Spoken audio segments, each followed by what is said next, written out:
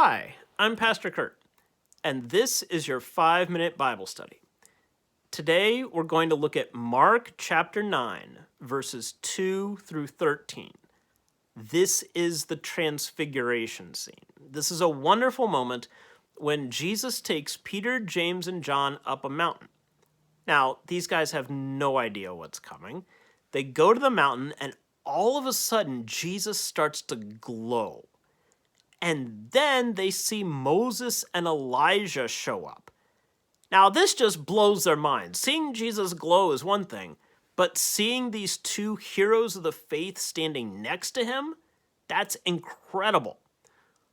Peter offers to build 3 booths up there, one for Jesus, one for Moses, and one for Elijah.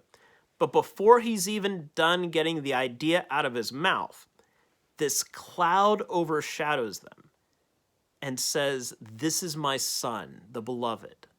Listen to him." The cloud goes away. The disciples are all confused, but they see that Jesus is there with them. Moses and Elijah are gone, and Jesus has stopped glowing. Then they go back down the mountain. So this is a really famous scene, but there's a number of details here that we need to pay attention to. First of all, just the name Transfiguration. For many of us today, if you've read Harry Potter, then you'll think of Transfiguration class at Hogwarts. That's the class where you transform one thing into another thing, like a goblet into a mouse or something. But here in this Transfiguration scene, it is about something changing, but it's not about turning a goblet into a mouse or something. Yes, part of the change is Jesus starts to glow, but there's also a change happening in the disciples too.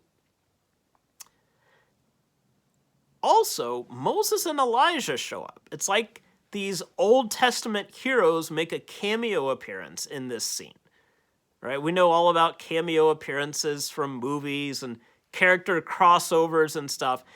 Maybe we can think of this more like a crossover instead of just cameos. That the stories of Moses and Elijah are intersecting now with the story of Jesus.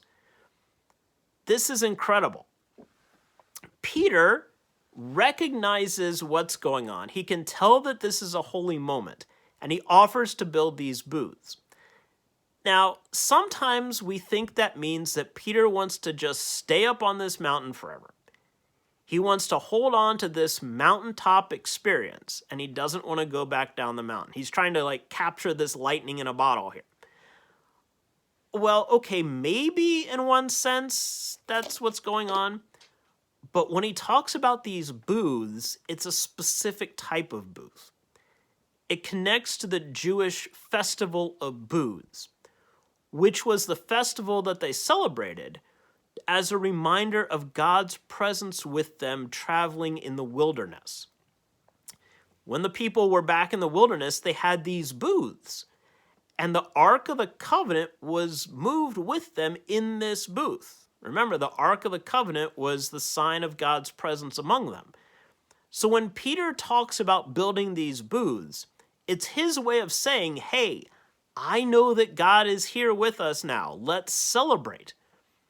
Well, before he can kind of finish his thought, or before they can even build any booths at all, this divine voice speaks over them and says, "This is my son, the beloved.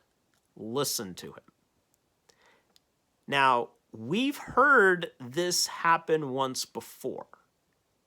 There was an earlier moment in Jesus' story where a divine voice spoke over him and said, "This is my son, the beloved."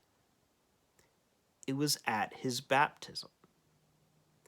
So this moment here at the Transfiguration echoes what happened at Jesus' baptism. But the next line, listen to him, that's really important. Because a lot of times when we hear this Transfiguration story, we are caught up by the visuals. We are caught up by Jesus glowing, being whiter than white. And we're caught up by seeing Moses and Elijah there with them. But the divine voice in the cloud does not say, look at him, but listen to him.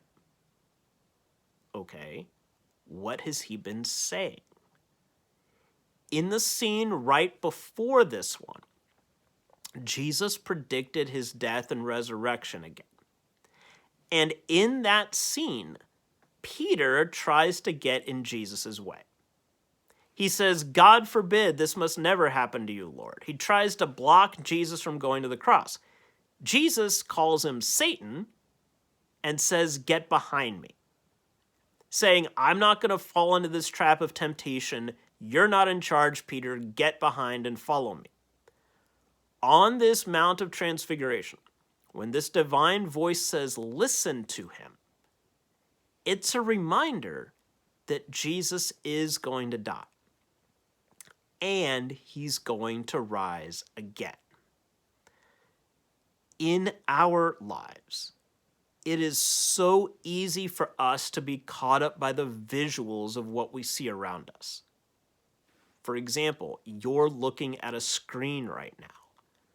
We are a culture inundated with screens and stuff to watch and advertisements and noises and voices and speakers and Alexas and Googles and all this type of stuff. But sometimes all of that can be a distraction.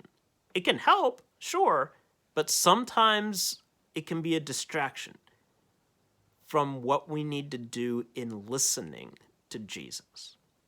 And when we listen to him, what we hear is the promise of his death and his resurrection for us today too.